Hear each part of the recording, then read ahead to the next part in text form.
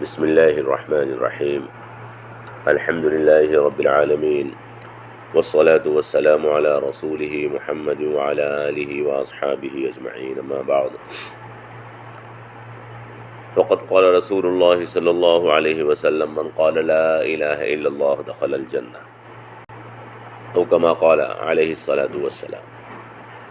محترم، آج ہم کلمے کے پہلے جز لا الہ الا اللہ کے بارے میں آپ کو کچھ باتیں عرض کریں گے۔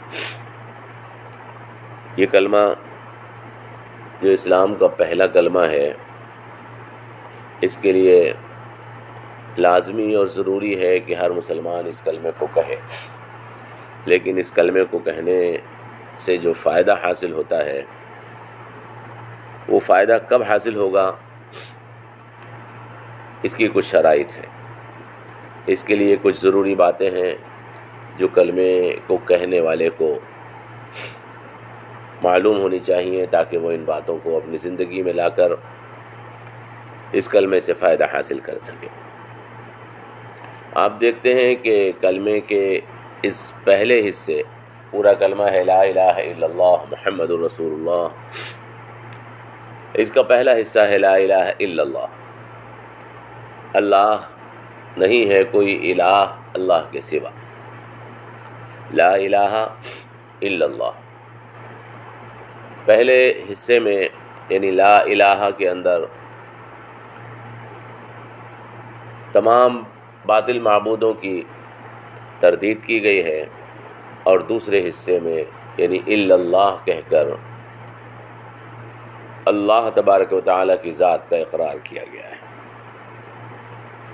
معلوم یہ ہوا کہ کلمہ کہنے والے کو یا کلمہ پڑھنے والے کو پہلے تمام باطل معبودوں کا انکار کرنا ہوگا، اور اس کے بعد جب اس کے دل سے تمام باطل معبود نکل جائیں گے تو اس کو اللہ تبارک و تعالیٰ کی ذات کا اقرار کرنا ہوگا۔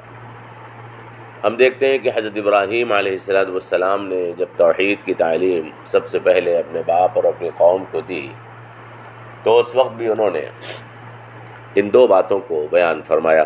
قرآن کریم میں ہے وَإِذْ قَالَ إِبْرَاهِيمُ لِأَبِيهِ وَقَوْمِهِ إِنَّنِي بَرَاءٌ مِّمَّا تَعْبُدُونَ۔ اور یاد کرو جب ابراہیم نے اپنے باپ اور اپنی قوم سے کہا کہ بے شک میں ان تمام باطل معبودوں سے بری ہوں کہ جن کی تم پرستش کرتے ہو، إِلَّا الَّذِي فَطَرَنِي فَإِنَّهُ سَيَهْدِينِ، سوائے اس ذات کے کہ جس نے مجھ کو پیدا کیا ہے کہ ان قریب وہ مجھ کو ہدایت کے راستے کی رہنمائی عطا فرمائے گا۔ تو اس آیت مبارکہ میں بھی ہم وہی چیز دیکھ رہے ہیں جو کلمہ طیبہ میں ہے، کہ پہلے تمام باطل معبودوں کی تردید کرنی ہے، ان کا انکار کرنا ہے، اور پھر اس کے بعد جب باطل معبود دل سے نکل جائیں تو اللہ تبارک و تعالیٰ کا اقرار کرنا ہے۔ حدیث پاک میں جناب رسول اکرم صلی اللہ تعالی علیہ وسلم نے ارشاد فرمایا کہ مفتاح الجنت لا الہ الا اللہ، جنت کی کنجی لا الہ الا اللہ ہے۔ مشہور محدث ہیں حضرت وہب ابن منبہ، ان سے پوچھا گیا کہ کیا یہ حدیث صحیح نہیں ہے کہ من قال لا الہ الا اللہ دخل الجنہ، یا مفتاح الجنت لا الہ الا اللہ، جس نے لا الہ الا اللہ کہا وہ جنت میں داخل ہو گیا، یہ جنت کی کنجی لا الہ الا اللہ ہے، کیا یہ بات صحیح نہیں ہے؟ تو حضرت وہب ابن منبہ نے فرمایا کہ یہ بات بالکل صحیح ہے، لیکن ہر کنجی کے کچھ دندانے ہوتے ہیں، اور ان دندانوں سے ہی تالا کھلتا ہے، لہذا لا الہ الا اللہ کے اندر بھی، اس کنجی کے اندر بھی کچھ دندانے ہیں۔ پھر انہوں نے فرمایا کہ من قال لا الہ الا اللہ مخلصا ومستيقنا بها قلبه دخل الجنہ، جس نے لا الہ الا اللہ کہا خلوص کے ساتھ، اخلاص کے ساتھ، اور اس یقین کے ساتھ، اس کے دل میں اس کے اوپر یقین کے ساتھ، تو وہ جنت میں داخل ہوگا۔ معلوم ہوا کہ یہ کلمہ اپنے کہنے والے کو جب فائدہ پہنچاتا ہے جب اس کے اندر ان شرائط کو پورا کیا جا رہا ہو کہ جو شرائط اس کے ساتھ رکھی گئی ہیں۔ چنانچہ حدیث پاک میں جناب رسول اکرم صلی اللہ تعالی علیہ وسلم نے ارشاد فرمایا، من مات وهو يعلم انه لا الہ الا اللہ دخل الجنہ، من مات وهو يعلم انه لا الہ الا اللہ دخل الجنہ، جو مر گیا اس حال میں کہ وہ جانتا ہو کہ اللہ کے سوا کوئی معبود نہیں ہے، اللہ کے سوا کوئی معبود نہیں ہے، وہ جنت میں داخل ہو جائے گا۔ معلوم یہ ہوا کہ کلمہ لا الہ الا اللہ سے فائدہ حاصل کرنے کے لیے ضروری ہے کہ اس کلمے کا علم حاصل ہونا چاہیے۔ اس کلمے کا علم اگر حاصل ہوگا تو یہ کلمہ فائدہ پہنچائے گا، کیونکہ علم کے بغیر کوئی چیز فائدہ نہیں پہنچا سکتی۔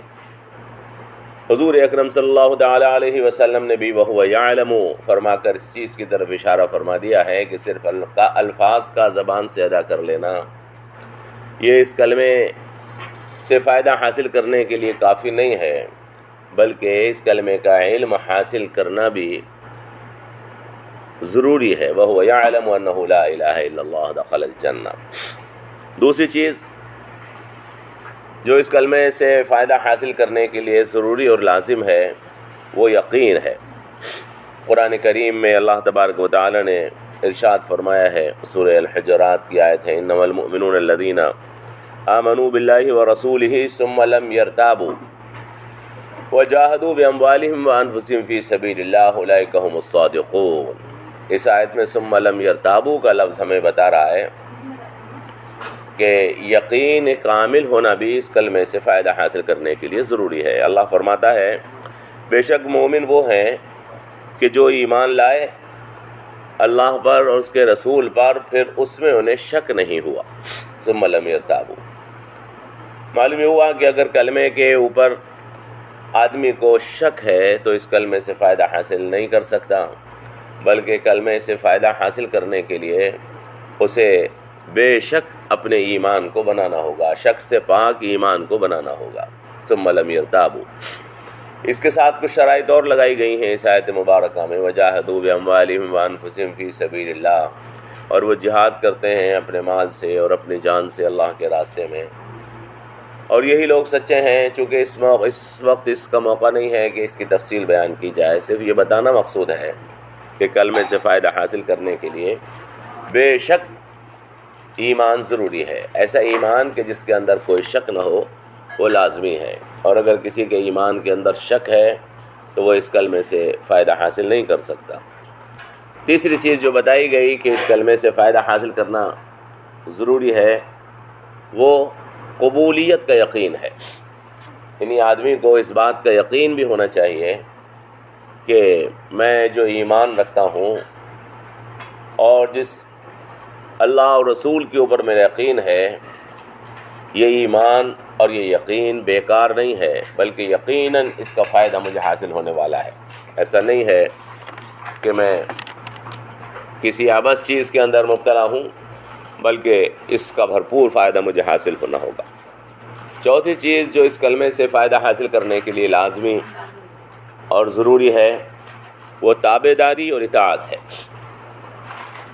تابعداری اور اطاعت، صرف زبان سے الفاظ کہہ لینا اور یقین کر لینا بغیر اطاعت اور فرمانبرداری کے، اور پھر یہ سمجھنا کہ مجھے کلمے کا فائدہ حاصل ہو جائے گا، یہ بھی نادانی ہے۔ قرآن کریم میں اللہ تبارک و تعالی نے ارشاد فرمایا، وَمَن يُسْلِمْ وَجْهَهُ لِلَّهِ وَهُوَ مُحْسِنٌ فَقَدِ اسْتَمْسَكَ بِالْعُرْوَةِ الْوُثْقَىٰ، جس کسی نے اپنے آپ کو اللہ کے سپرد کر دیا اطاعت اور فرمانبرداری کے لیے، اور وہ اس چیز کو اچھے طریقے کے ساتھ ادا کرنے والا ہے، تو یہی وہ لوگ ہیں جنہوں نے مضبوط حلقے کو پکڑ لیا ہے، اور مضبوط حلقہ لا الہ الا اللہ ہے۔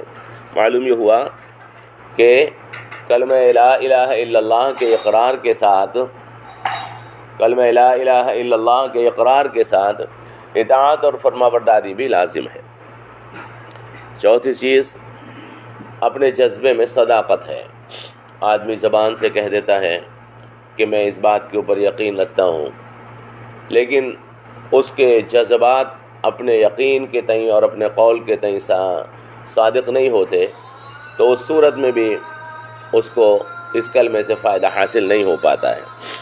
قرآن کریم میں اللہ تبارک و تعالیٰ نے ارشاد فرمایا کہ ان لوگوں کے بارے میں کہ جو زبان سے تو کہہ دیتے ہیں کہ ہم نے ایمان لائے، لیکن دل سے ان کے دلوں کے اندر اس کا یقین نہیں ہوتا، ان کو اللہ تبارک و تعالیٰ نے منافقوں کے زمرے میں شمار فرمایا ہے۔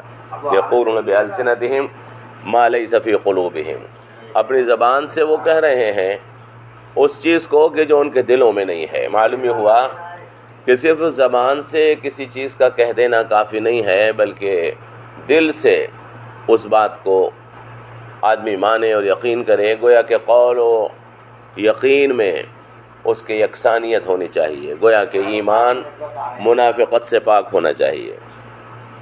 چھٹی چیز جو اس کلمے سے فائدہ حاصل کرنے کے لیے ضروری بتائی گئی ہے وہ محبت ہے، محبت اللہ کی اور محبت اللہ کے رسول کی۔ محبت ایک ایسا جذبہ ہے کہ یہ اطاعت کو اور فرمانبرداری کو آسان بنا دیتا ہے۔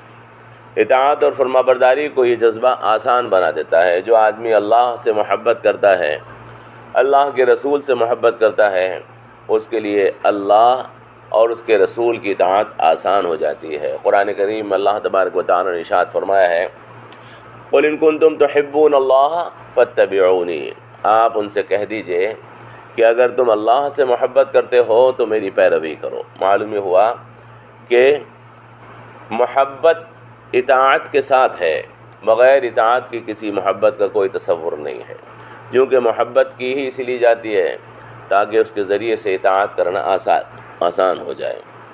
اور ساتویں چیز جو اس کلمے سے فائدہ حاصل کرنے کے لیے ضروری ہے وہ بتایا اخلاص ہے۔ اخلاص، وما امروا، قرآن کریم میں اللہ تبارک و تعالیٰ نے ارشاد فرمایا وما امروا الا لیعبدوا اللہ مخلصین لہ الدین، ان کو نہیں حکم دیا گیا ہے مگر یہ کہ وہ اللہ کی عبادت کریں اپنے دین کو اللہ کے لیے خالص کرتے ہوئے، اپنے دین کے لیے مخلصین لہ الدین، اپنے دین کو اللہ کے لیے خالص کرتے ہوئے۔ دین کہتے ہیں اس چیز کو جس کی پابندی لازم اور ضروری ہو، گویا کہ اپنے تمام اعمال کو وہ خلوص کے ساتھ انجام دیتے ہیں۔ تو یہ 7 چیزیں ہیں جو کلمے سے فائدہ حاصل کرنے کے لیے ضروری ہیں۔ سب سے پہلی چیز علم ہے کہ علم کے بغیر کوئی فائدہ کسی چیز سے حاصل نہیں کیا جا سکتا۔ دوسری چیز یقین ہے، اور تیسری چیز قبولیت کا یقین ہے، یعنی اس بات کا بھروسہ ہو کہ میرا اللہ میری دعاؤں کو، میری عبادتوں کو برباد نہیں فرمائے گا۔ اور چوتھی چیز اطاعت اور فرمانبرداری ہے۔ پانچویں چیز صداقت ہے، سچائی ہے، یعنی منافقت سے پاک ہونا چاہیے ہمارا ایمان۔ اور چھٹی چیز محبت ہے اللہ کی اور اللہ کے رسول کی، کہ اس کے ذریعے سے اطاعت آسان ہو جاتی ہے۔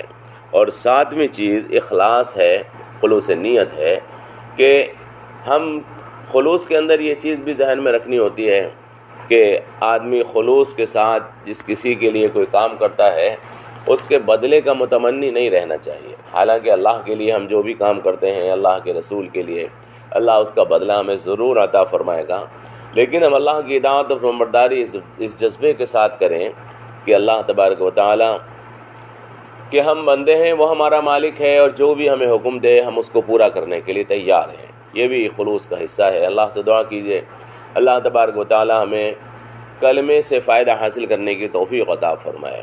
میں نے آپ کو آج کلمے کے پہلے جز لا الہ الا اللہ کا مطلب تھوڑا سا واضح کیا ہے۔ بغیر ان چیزوں پر عمل کیے ہوئے اور ان چیزوں کو اپنی زندگی میں لائے ہوئے ہم اس کلمے کے اس جز سے فائدہ حاصل نہیں کر سکتے ہیں۔ اللہ تعالی ہمیں ان چیزوں کو اپنی زندگی میں لانے کی توفیق عطا فرمائے۔ والسلام علیکم ورحمۃ اللہ وبرکاتہ۔